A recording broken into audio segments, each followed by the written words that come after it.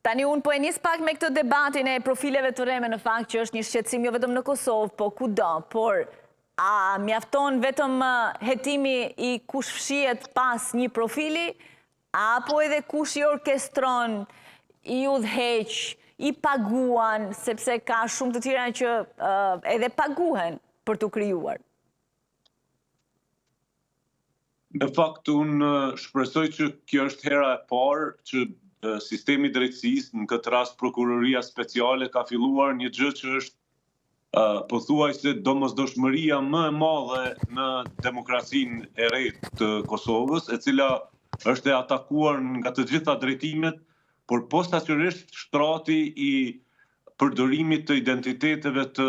rrejshme, duke gjeneruar diskurs publik përçarës e urrejtës, duke denigruar emra të përvetshëm dhe procese të rëndësishme,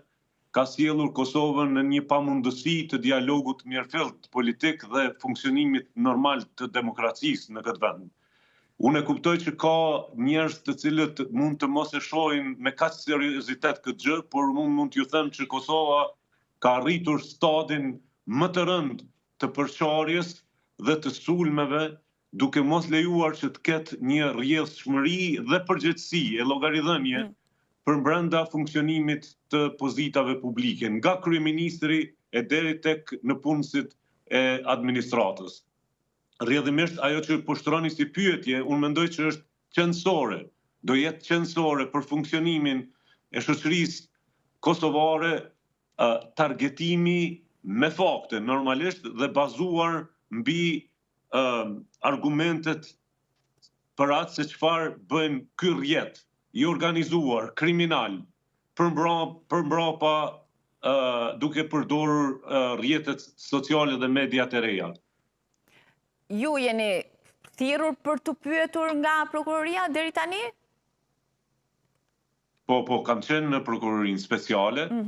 dhe kam dhënë dëshminë time për atë se çfarë në fakt ka ndodhur në një raport specifik me personin që mban këtë account, këtë llogari në rrjetet sociale, Lule Xheli, dhe impakti që ka shkaktuar më vonë kjo formë kornizimit të bisedës dhe njerëzve përbrenda këtij fenomenit për cilin po flasim, sepse po them Lule Xheli është një nga ata të cilët realisht tregojnë për një fenomen jashtëzakonisht të rrezikshëm për vendin.